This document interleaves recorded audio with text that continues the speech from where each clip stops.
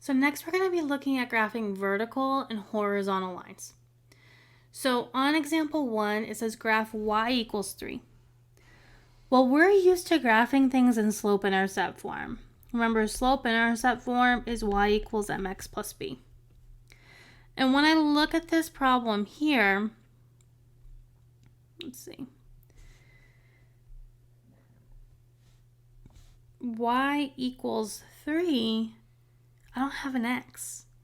So it's like I have y equals 3, and this would be like a 0x, right?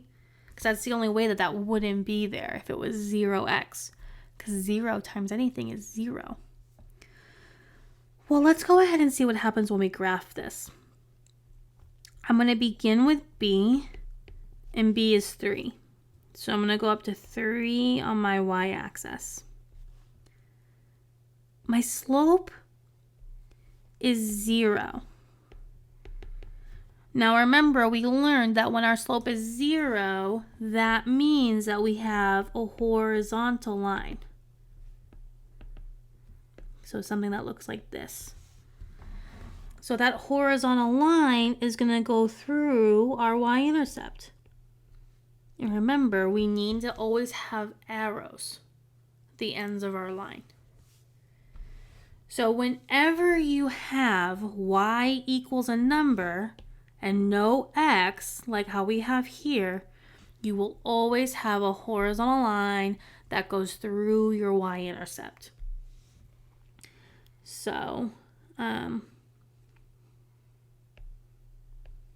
whenever you have y equals a number and no x, then you will have a horizontal line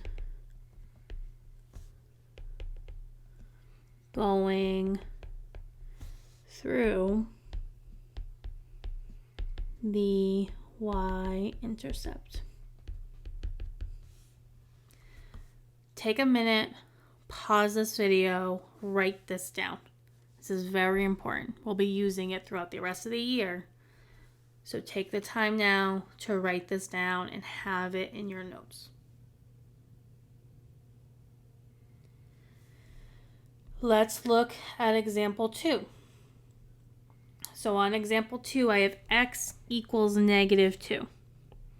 Well, here I have x equals something and no y. When this happens, you will have a vertical line. So whenever, oops, that's not a word, whenever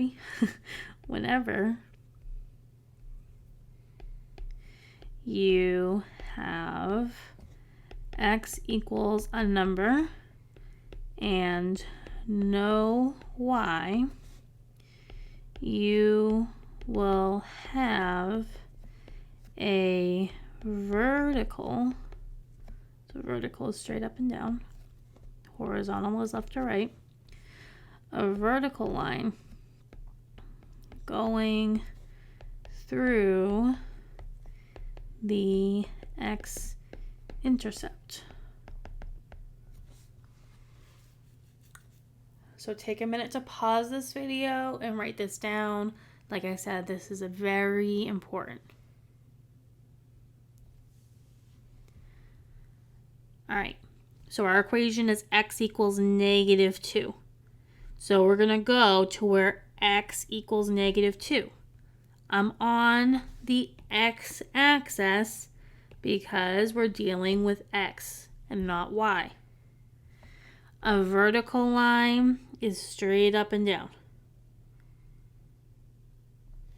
And then once I have my vertical line, you want to be sure to go ahead and have your arrows. So whenever you have x equals a number and no y, you'll have a line that's going straight up and down through that number on the x-axis.